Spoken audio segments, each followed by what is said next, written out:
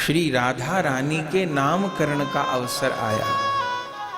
और उस समय कीरति मैया कहती थी श्री वृषभानु जी से, महाराज लाली को नामकरण कब होएगो? वृषभानु जी हंस के कह देते, अभी तो नंद लाला को नाय भयो, 1.25 साल को है गयो, अब मेरी लाली तो अभी 10-20 दिना की है, कोई बात नहीं। अरे तो जब तक नंद लाला को नामकरण नहीं होएगो तब तक भानु लली को नहीं होएगो। बोले होएगो, संगी संग होएगो। और जब ये भावना की, आप जानते हैं ठाकुर जी का तो साल भर बाद नामकरण हुआ, भागवत जी में वर्णन है। तब भगवत इच्छा से ब्रिजमंडल में श्री गर्गाचार्य जी का आना हुआ, जो गर्गाचार्य जी वसुदेव जी के कुल पुरोहित हैं। भगवत इच्छा से ये जो अपना ज्योतिष शास्त्र है, इस ज्योतिष शास्त्र को प्रकट करने वाले गर्गाचार्य जी महाराज हैं, ज्योतिष को लिखने वाले श्री गर्गाचार्य जी भगवत इच्छा से गोकुल पधारे। और उस समय नंद बाबा ने देखा इतने बड़े महापुरुष आए, आदर पूर्वक नंद भवन में ले गए, चरण धुलाए, आसन पे बिठाए, भोग जिमाए, आरती किए, प्रणाम किए और फिर हाथ जोड़ के निवेदन किया, महाराज मेरे लाला को नाम नहीं धरो गयो। मैं मन में विचार कियो कर तो कोई संत पधारेंगे, विद्वान पधारेंगे, उनसे प्रार्थना करूँगा। तो आप तो महाविद्वान भी हैं और आप तो महान संत भी हैं, तो आप मेरो मनोरथ पूरा करो। गर्गाचार्य जी ने कहा नाम तो धर देंगे लेकिन छिपके। बोले छिपके क्यों? बोले नंद जी आप तो जानो हो मैं यदुवंशियों का पुरोहित हूँ, तुम्हारे लाला को नाम धर दियो। कंस तो वैसे ही बड़ो मूढ़मती है, जाने कहाँ रथ लगाएगो। तो गोपनीय रूप में यशोदा जी से जाके कह दी। अब यशोदा जी के तो रोज उत्सव मने करते, नामकरण को उत्सव कैसे नहीं मनेगो? गुरु जी ने कही है गौशाला में मनेगो नामकरण। तब नंद जी ने कही अरे ब्रजरानी उत्सव तो होते ही रहें, उत्सव पीछे कर लियो, अभी गुरु जी की आज्ञा है, संक्षेप में नामकरण उत्सव कर लो। तब ठीक है, गौशाला के भीतर सबरी सामग्री जुटा दी गई, दिव्य आसन भिज गए हैं। और उस समय रोहिणी जी यशोदा जी लालाओं को लेकर गोद में आई हैं।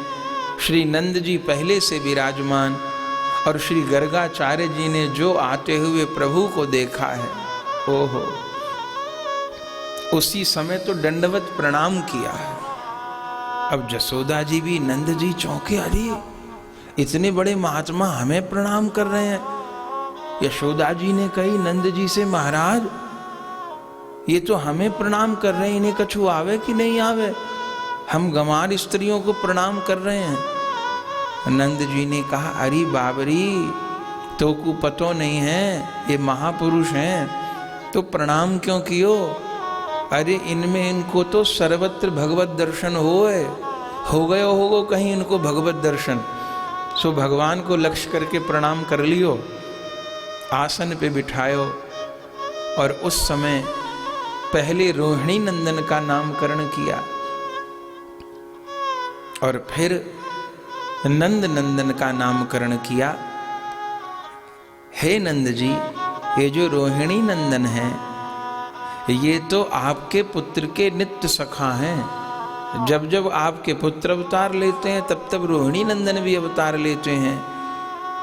और आपका ये पुत्र सारे जगत को विश्राम देने वाला होगा, इसलिए आपके इस बालक का नाम राम होगा। लेकिन बलाधिक्याद बलम विदौ, बल की अधिकता के कारण इनको बल और बलराम भी कहा जाएगा। और ये यदुकुल में और गोपकुल में आकर्षण बनाकर रखेंगे, इसलिए इनका नाम संकर्षण भी होगा। दाऊ दादा का नामकरण हो गया। और फिर तो जब नंद नंदन की बारी आई, एक बार फिर समाधिस्थ हो गए गर्गाचार्य जी महाराज। आंखों से झरझर अश्रुपात होने लग गए। मन ही मन विचार कर रहे आज मेरे से बड़ा बड़भागी कौन होगा, भगवान के नाम धरने का अवसर प्राप्त हो रहा है। हृदय प्रेम से परिपूर्ण हो गया, नेत्र बंद हो गए, बार बार शरीर में कपकपी आने लग गई, अश्रु कंप पुलक। फिर यशोदा जी ने देखो, अरे गुरुजी रो क्यों रहे हैं महाराज, गुरुजी को आवेश क्यों हो रहे हो है। नंद जी कहे बोलो मत, दर्शन करो।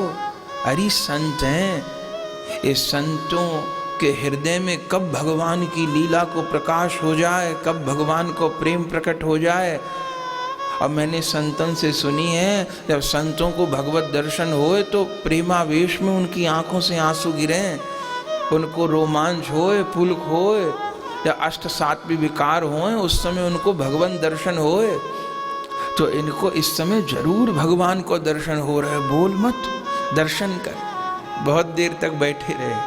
फिर गर्गाचार्य जी की समाधि खुली। फिर नंद जी ने हाथ जोड़ के प्रणाम किया, महाराज नंद नंदन का, इस यशोदा नंदन का नामकरण करो। तब गर्गाचार्य जी ने अपने आंसू पोंछते हुए कहा, हे महाराज, आपके बालक का नाम धर के तो मैं धन्य हो गया। आपके इस बालक की कौन महिमा गा सकता है, कौन गुणों का पार पा सकता है। आप नाम पूछते हो तो सुनो, आसन वर्णास्त्रयो हस्य गृहीतो नुयुगम तनु शुक्लो रक्तस्तथा पीत इदानीं कृष्णतां गत। हे महाराज, आपका ये बालक युग युग में अवतार लेता है। सतयुग में शुक्ल वर्ण से, त्रेता में रक्त वर्ण से, कलयुग में पीत वर्ण से, और इस बार द्वापर में कृष्ण वर्ण से अवतार ग्रहण किया है। मैं आपके पुत्र की क्या महिमा गा सकता हूँ। बहुत ऐश्वर्य को गाया, अंत में ये कहने वाले थे कि ये साक्षात नारायण ही आपके घर प्रकट हो गए। तभी ठाकुर जी ने नेत्र दिखाए, अरे बाबा जी मेरा भेद मत खोले, मैं यहाँ ब्रजवासियों से प्रेम पाने को आया हूँ या भगवान बनने को नहीं आया हूँ। यहाँ तो गोपों के साथ खेलने आया हूँ, मैया की वात्सल्य को पाने के लिए आया हूँ। कहना चाहते थे नारायण हैं, फिर बात को संभाला, कहा नारायण समो गुणई, नारायण के समान गुण वाले हैं। तो नंद बाबा ने फिर बाद में यही समझा कि ये जो लाला इतने बड़े बड़े काम कर दे ना, गिरिराज उठा लिए, कालिया नाग के सिर पे नाच लियो, पूतना मार दियो और ऐसे कर दियो, अग्नि पी गयो।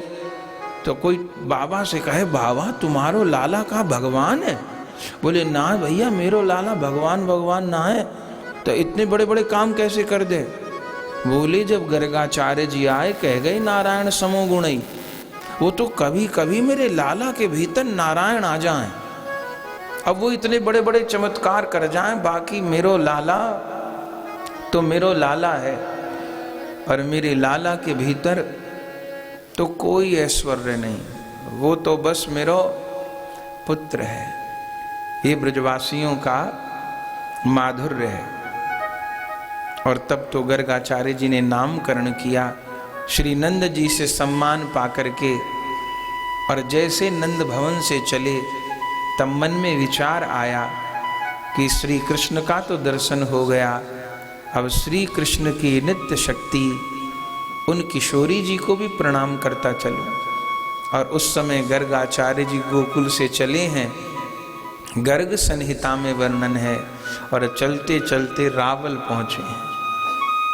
और जैसे वृषभानु जी ने दर्शन किया, उन्होंने भी नंद जी की तरह बहुत सम्मान दिया है, बार बार चरणों में प्रणाम किया है, और उस समय भीतर लेकर के गए हैं। और जैसे नंद जी ने निवेदन किया था, ऐसे श्री वृषभानु जी भी हाथ जोड़ करके निवेदन करते हैं कि महाराज बड़भागी जो आप पधारे, मेरे घर पर भी 2 संतान हैं, महाराज आप मेरे बालकों का भी नाम धर दीजिए।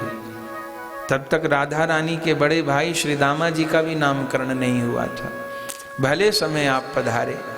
अब गर्गाचार्य जी तो इसी इच्छा से आए हैं, और उस समय दिव्य रूप से भानु भवन में प्रवेश किया है, और पहले तो राधा रानी के बड़े भाई का नामकरण किया है और कहा इनका नाम होगा श्री दामा। श्रीदामा नाम रखा है। और फिर जब श्री जी की बारी आई है, कीरति महारानी गोद में लेकर के राधा रानी को उपस्थित हुई हैं, उस समय तो पुनः श्री गर्गाचार्य जी ने हाथ जोड़ करके श्री जी की स्तुति की है। गोद में लेने के बहाने राधा रानी के चरण कमलों को स्पर्श कर लिया है और उस समय विविध प्रकार पूजन हुए हैं। वृषभानु जी ने निवेदन किया है लाली को नामकरण करो। उस समय गर्गाचार्य जी ने कहा महाराज आपकी लाली का नाम तो वेदों में पहले से लिखा है। बोले वेदों में है लाली को नाम? बोले हाँ, ऋग्वेद में राधिका उपनिषद में राधा नाम की व्याख्या है। बोले राधा किसको कहते हैं? तो ऋग्वेद में वर्णन है राधिकोपनिषद में, कृष्णेन आराध्यत इति राधा। श्री कृष्ण जिनकी आराधना करते हैं। और कल भी श्रवण कर रहे थे ब्रह्म वैवर्त पुराण की कथा को, जिसमें नित्य गोलोक धाम में श्री जी का आविर्भाव होता है। आविर्बभूव कन्यैका कृष्णस्य वाम पाशर्वतः धावित्वा पुष्पमानीय ददावधर्यम प्रभो पदे। श्री कृष्ण के वाम अंग से उनके हृदय से प्रिया जी का प्रकाश हुआ और जैसे प्रिया जी प्रकट हुई नित्य धाम में, तब अपने हाथों में पुष्प लेकर के श्री कृष्ण के चरण कमलों पर पुष्पांजलि चढ़ाई। तो नित्य रास मंडल में प्रकट होकर के पुष्पांजलि लेकर के जो श्री कृष्ण के चरण कमलों की ओर धावित हुई, धाई, ऐसी उन देवी का नाम है राधा। श्री गर्गाचार्य जी उसी नाम को स्मरण कर रहे हैं। आपकी कन्या का नाम होगा श्री राधा।